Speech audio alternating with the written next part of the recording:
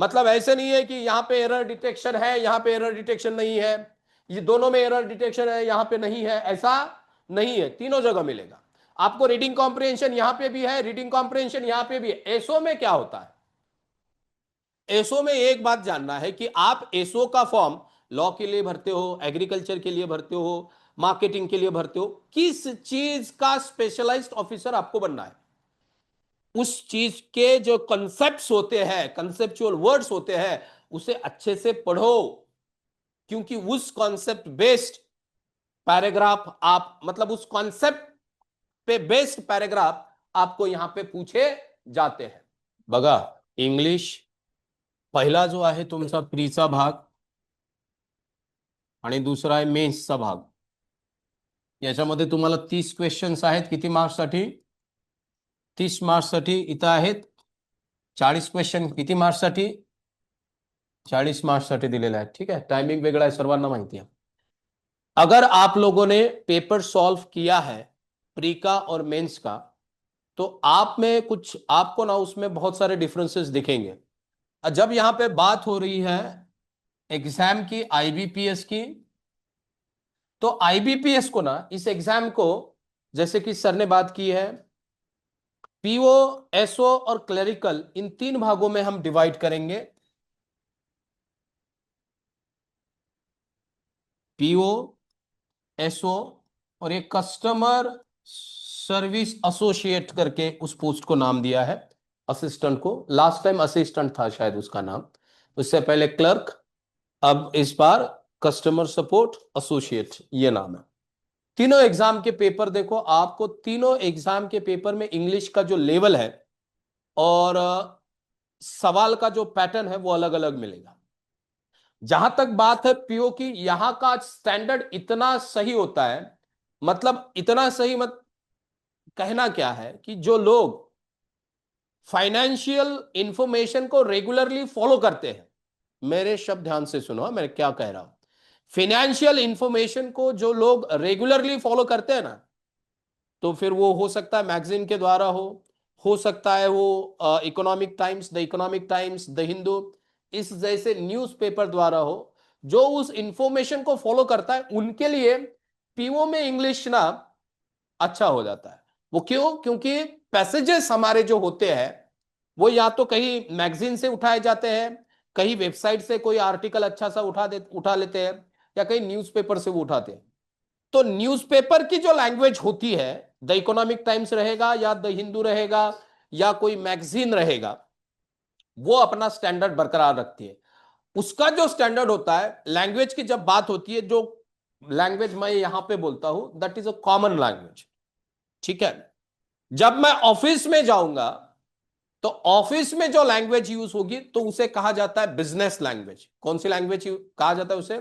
Business language. काम में जो लैंग्वेज यूज की जाती है उसे कहते हैं बिजनेस लैंग्वेज, याद रखिएगा। और एक बीच में होता है जिसे हम स्टैंडर्ड इंग्लिश लैंग्वेज कहते हैं, वो बीच वाला है, जो आप लोगों को बड़े बड़े लोग जब बाहर मिलते हैं, बात करते हैं, तो वो एक अपना स्टैंडर्ड इंग्लिश होता है। तो बिजनेस इंग्लिश जो है ना, वो ज्यादातर हमारी एग्जाम में फोकस किया जाता है। याद रखना है, बिजनेस इंग्लिश क्यों फोकस किया जाता होगा हमारे एग्जाम्स में।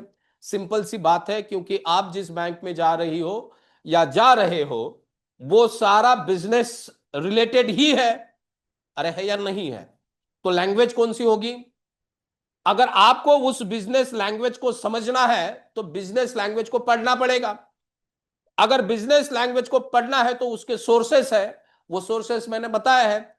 अब जो वो सोर्सेस फॉलो करेगा उसको ये समझ में आएगा, अदरवाइज समझ में नहीं आएगा।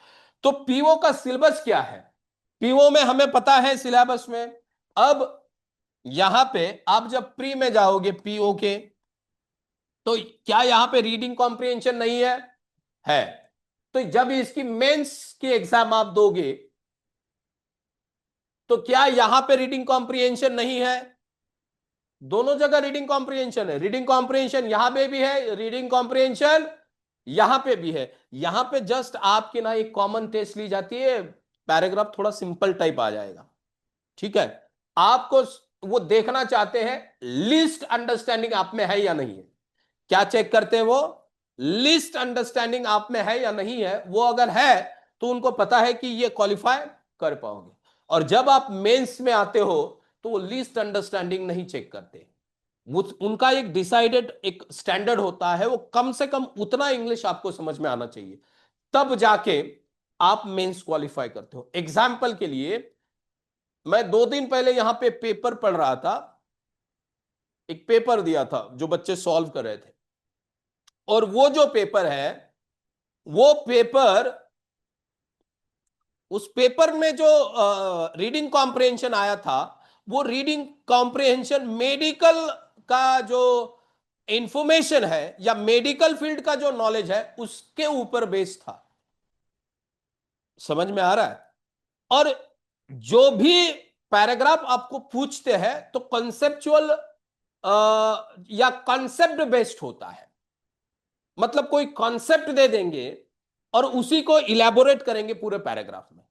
अगर आपको कॉन्सेप्ट पता है तो पैराग्राफ में क्या इलेबोरेट किया गया है वो समझने में आसान जाएगा। अगर आपको कॉन्सेप्ट ही पता नहीं कि वो क्या है, तो आपको क्या लिखा है वो समझ में नहीं आएगा, भले ही आपको इंग्लिश आती हो। समझ में आ रहा है? तो इसीलिए आपका रेगुलरली रीड करना, देखिए आपका मैथ्स, रीजनिंग और इंग्लिश बहुत फर्क है। इंग्लिश को बहुत अलग रखना है। इंग्लिश, मैथ्स आपको न्यूज़पेपर पढ़ने के लिए कहता है क्या रोज? रीजनिंग कहता है क्या? नहीं। पर इंग्लिश कहता है आपको किताब भी पढ़नी है और आपको, हाँ, आपको दोनों साथ में लेके चलना पड़ेगा। आप ऐसे नहीं बोल सकते कि मैं ये फॉलो नहीं करने वाला, आपको फॉलो करना ही है। तो रीडिंग कॉम्प्रिहेंशन इधर है, रीडिंग कॉम्प्रिहेंशन इधर भी है।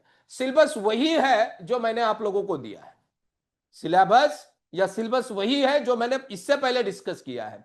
बस चीजें यह होंगी, यहां पे जो डिफिकल्टी लेवल है वो यहां पे फॉलो नहीं होगी, बिल्कुल नहीं होगी। एरर डिटेक्शन इधर भी होगा, एरर डिटेक्शन यहां पे भी होगा। बस यहां पे कॉम्प्रिहेंशन जो है वो ज्यादा अच्छा होगा तो आपके सवाल होंगे सॉल्व, अदरवाइज नहीं होंगे। यहां पे आपको कॉम्प्रिहेंशन बेस्ड होंगे और ग्रामर बेस्ड भी सवाल होंगे। यहां पे ज्यादातर आपके सवाल मैं कहूंगा सिर्फ कॉम्प्रिहेंशन बेस्ड सवाल होंगे, इतना याद रखना है। ठीक है, सिलेबस आपको चाहिए या सिलेबस मैंने जो दिया है वो काफी है? वही सिलेबस है, उसी के बारे में बात होगी। तो उससे अच्छा है कि वो सिलेबस आपके पास है। बस यह समझो कि आपको सोर्सेस जो मैं बता रहा हूं वो करने हैं एग्जाम के लिए। अब पहला सोर्स, जैसे सर हमें यहां पे हमारे एकेडमी में जो टेस्ट कंडक्ट करते हैं, वो टेस्ट देना बहुत जरूरी है। टेस्ट एक तरह का आईना होता है जो आपको दिखाता है कि आप कहां पे खड़े हो और आपको कितना तेजी से और दौड़ना है। टेस्ट आपको रेगुलरली सॉल्व, इंग्लिश में आपको मैंने कहा है कि न्यूज़पेपर फॉलो करना है, उसी के साथ अभी तो नहीं, मैं लॉन्ग टर्म के बारे में बात कर रहा हूं। अभी एग्जाम है, ये एग्जाम उन्हीं के लिए है जिनका प्रिपरेशन हो चुका है। अब जिसका प्रिपरेशन ही नहीं हुआ है वो ये एग्जाम नहीं दे पाएगा। समझ में आ रहा है मैं क्या बोल रहा हूं?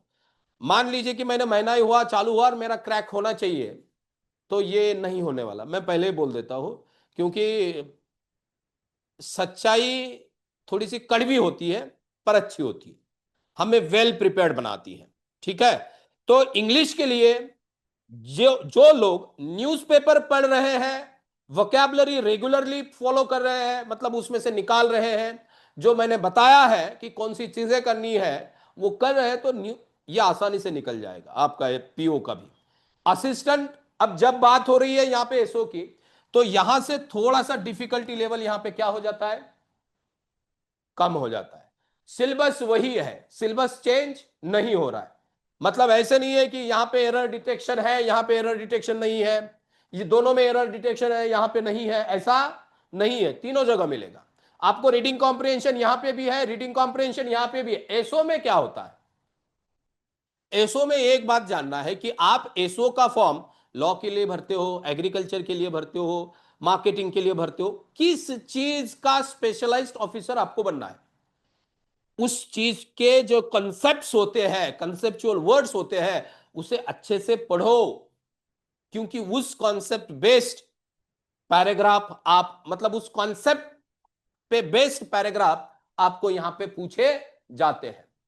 ठीक है, वही पूछे जाएंगे ऐसे नहीं, पर प्रोबेबिलिटी जिस पोस्ट के लिए हायर कर रहे हैं वो देखना चाहेंगे इंग्लिश के थ्रू कि क्या आप लोगों को बेसिक चीजें इस सब्जेक्ट की पता भी है या नहीं, क्योंकि वो मैथ्स में नहीं पता चलेगी, वो मैथ्स में नहीं पता चलेगी, वो कहां पे पता चलेगी, लैंग्वेज में पता से चल सकती है, जनरल हमारा जो अवेयरनेस होता है वहां पे पता चल सकता है, पर ज्यादातर यहां पे वो फोकस करेंगे। अगर पूछना ही है, रीडिंग कॉम्प्रिहेंशन ही देना है, मैं लॉ ऑफिसर ढूंढ रहा हूं तो चेक तो करूंगा इसको लॉ की कॉन्सेप्ट कितनी पता है, तो चलो मैं दूसरा टॉपिक लेने से अच्छा मैं लॉ का ही कोई टॉपिक ले लेता हूं।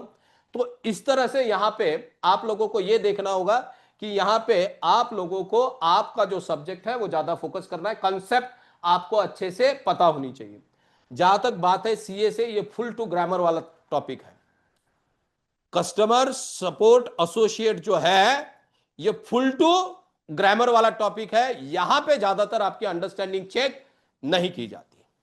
यहां पे क्या चेक किया जाता है कि आपको जितना काम बताया जाए उतना आप कर सकते हो या नहीं, और रूल में तो वही होता है ना, रूल तो याद ही करना पड़ता है, वो काम ही है भाई, ये कहा गया है ये ऐसे ही होगा। दो बज अरे सही है ना, नहीं यहां पे साइन मैच होनी चाहिए तो मैच ही होनी चाहिए। आप दोबारा कीजिए, नहीं समझ में आ रहा आप चले जाइए वहां पे पीओ बैठे हैं उनसे पूछिए, अगर वो कहते हैं हाँ तो मैं दे दूंगी, तो फिर उसका समय चालू होता है कि वो देखेगा कि इसको ये इसकी जो साइन है वो मैच नहीं हो रही है, तो इसको जो वो चेक है उसके पैसे देने भी चाहिए या नहीं देने चाहिए। समझ में आ रही बात आप लोगों को? तो यहां पे जो है वो ग्रामर बहुत ज्यादा इंपॉर्टेंट है अंडरस्टैंडिंग से।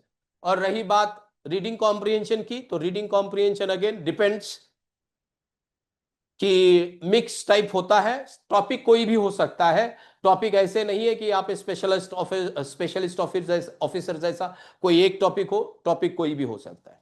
समझ में आ रहा है?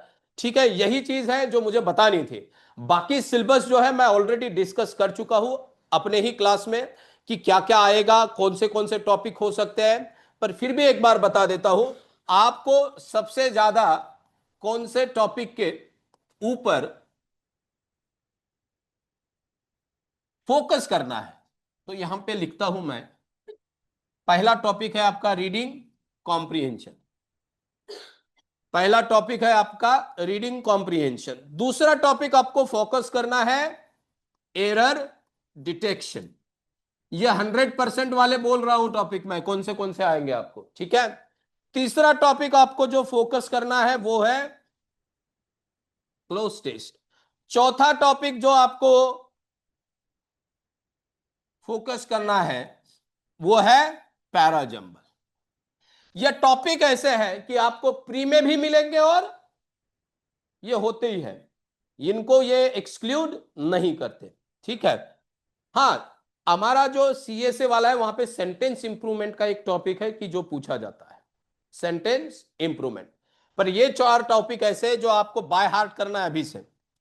जिनको ये 4 टॉपिक आ गए समझ लेना उसकी नैया पार, जिसको नहीं आए नैया पार नहीं। बस इतना ही आता है क्या? नहीं, बहुत सारा है। मैच द फॉलोइंग्स भी होता है, क्या होता है आजकल मैच द फॉलोइंग्स का जो है वो भी परसेंटेज बढ़ रहा है। इसके अलावा बता रहा हूं ये 4 फिक्स करना ये आते ही है, ठीक है। अब मैच द फॉलोइंग्स मैं थोड़ा सा समय ले रहा हूं।